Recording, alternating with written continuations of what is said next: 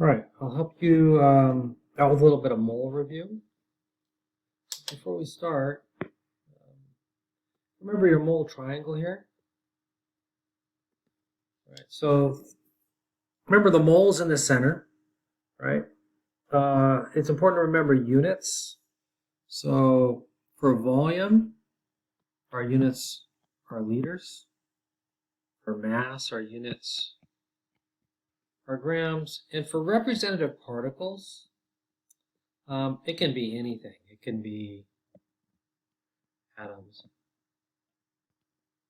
It can be molecules. It can be particles. It can be units. Right? So anything that is something can be that. The other thing that is important to remember is when you're going away from the mole, you're multiplying. And if you're coming toward the mole, you're dividing. If you're going away from the mole, you're multiplying. And if you're coming toward it, you're dividing. Okay? Same thing with the particles. All right? So if you can read your roadmap, right? If you can read your roadmap, it makes all these pretty easy. The only other thing that you might be aware of is for mass, when it talks about molar mass, it's that mass that's added up on the periodic table. All right, so let me go get my periodic table. All right, a little bit of mole review for you. All right, so before we do a mole review, let me just go over the mole roadmap a little bit, because the mole roadmap will tell you how to solve any of these problems. So remember, if we're talking about volume, our unit's going to be the liters. If we're talking about mass, we're going to be gram. And if we talk about representative particles, really it could be atoms, molecules. They could say particles, or it can say units. Those are kind of the most common ones used. And then if the mole is a central unit here, so every equation is going to have a mole in it. But it's important to know if you're going away from moles, your mathematical operation is going to be multiplication. And if you're coming to moles, it's going to be division. And if we're going away from moles, it's going to be multiplication. If we're coming to moles, division. And it would be the same for particles as well. So if you can read this, it'll be worthwhile. For volume, it's always 22.4 liters. For particles, it's always Avogadro's number, which is 6.02 times 10 to the 23rd. And for mass, it's molar mass, which you have to calculate on the periodic table. Right. So let's look at a problem or two. So if I look at the first problem, right, it says calculate the particles. So I'm going to have to end in particles, right? So particles is going to be my end, no matter what. So if you look at the first one, I go from 0.837 grams of ammonia, right? And I have to go to particles. So grams, we said earlier, grams is unit of mass. So my start is going to be in mass, and my end is going to be in particles.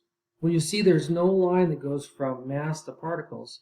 So I have to go through moles and then from moles to particles. So since there's two legs, I need two equations. I need one equation. I need the second equation. Right? So on the upper left hand of my grid is always the given, and the given is always the numerical value. Right? So 0.873 grams of ammonia is my given. So the first place, if I'm starting at mass, the first place I got to go is to mole. If my arrow is going to moles, I'm going to divide. So I get mole, right? And it has to be over the molar mass. Now, molar mass is calculated from the periodic table. So I have NH3, I have one N, and I have three H's. Right? If I look at the periodic table, that number that's below the element symbol, 14.01. And 3 times 1.01 is 3.03. If I add those together, I get 17.04. And my unit is grams, right? So I got 17.04 grams. Let me calculate that out. So I used my calculator, and I got 0.0512 moles, right, of NH3. And the reason why I had 3 digits there is I had 3 digits here. Remember, significant digits, so I have to have the same number of significant digits. And now that's where I'm mole. So I'm at mole, and I have to go to particles. So if I'm going away, remember, I'm going to multiply. So I have my mole there, and on top I'm going to put Avogadro's number.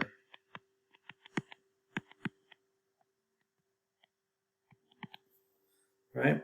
So if I do that, I'm going to use my calculator again, so I'll pause it. All right, so I did that in my calculator, and I get 3.08 times 10 to the 22nd power, and that would be molecules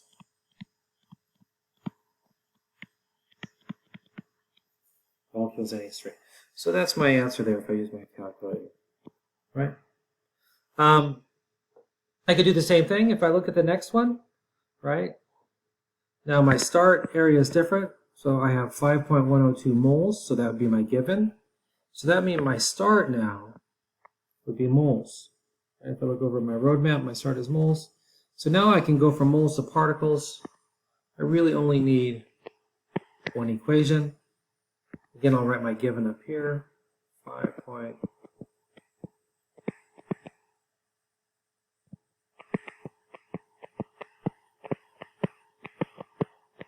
right? 5.12 moles of iron 3 sulfite, right? And then if I look at it, I'm going away from moles, so I'm going to multiply. So my mole will be here. And then, so you do it about the same way, right? You could use your calculator and multiply that across. And you'll do 2 or number 3 kind of the same way, but 3 is going toward mass.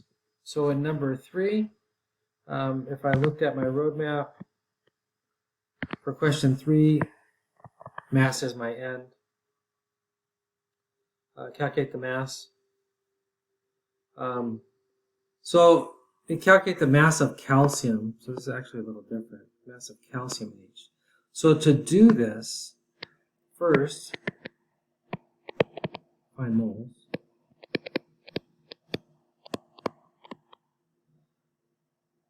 Second,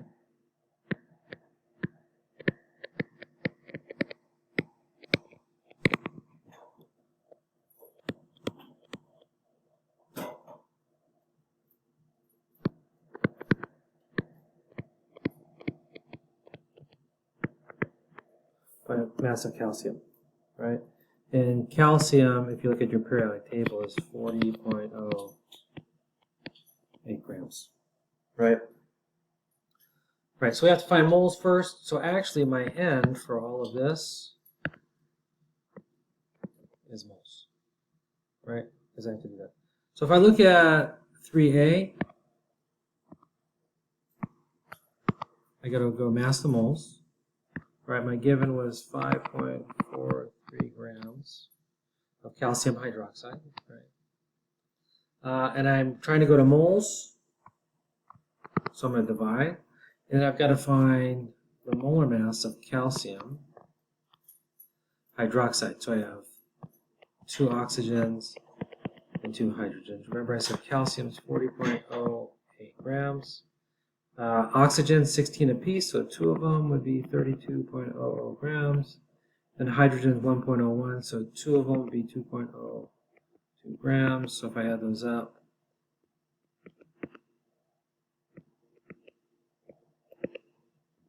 $74.10 grams is what I get.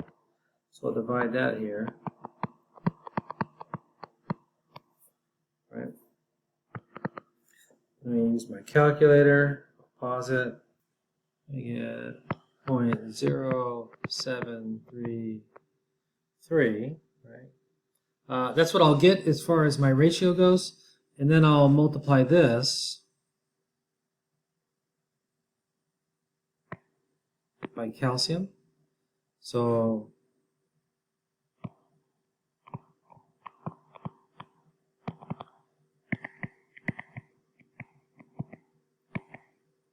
it's 0.0733.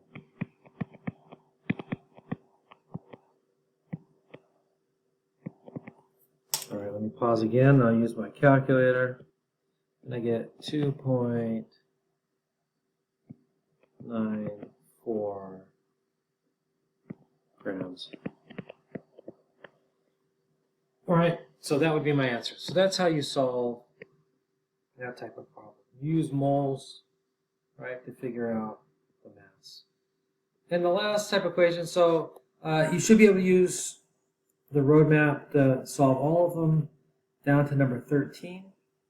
Let me tell you how to do 13. So 13 is percent composition, is the part divided by the whole. So these are for hydrates. So if you look at the first one, sodium carbonate, and there's 10 water molecules attached. So the dot means attached. So there's 10 water molecules apart. So H2O.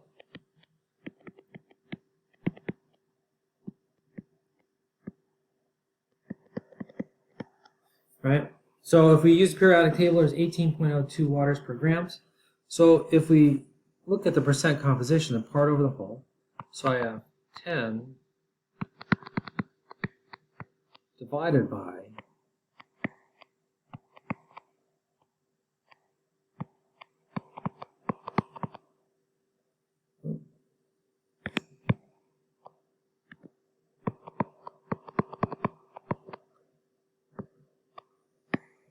right, so I have to figure out that.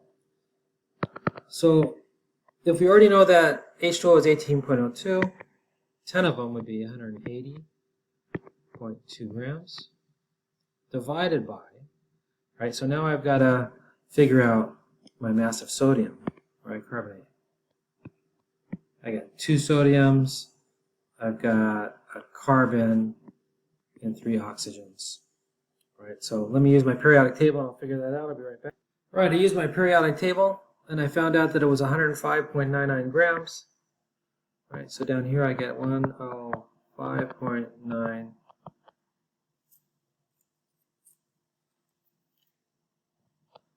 grams plus another 180.2 grams. Right, so I'll divide those and I'll get some number. So let me pause again. All right, I used my calculator and I got 0.06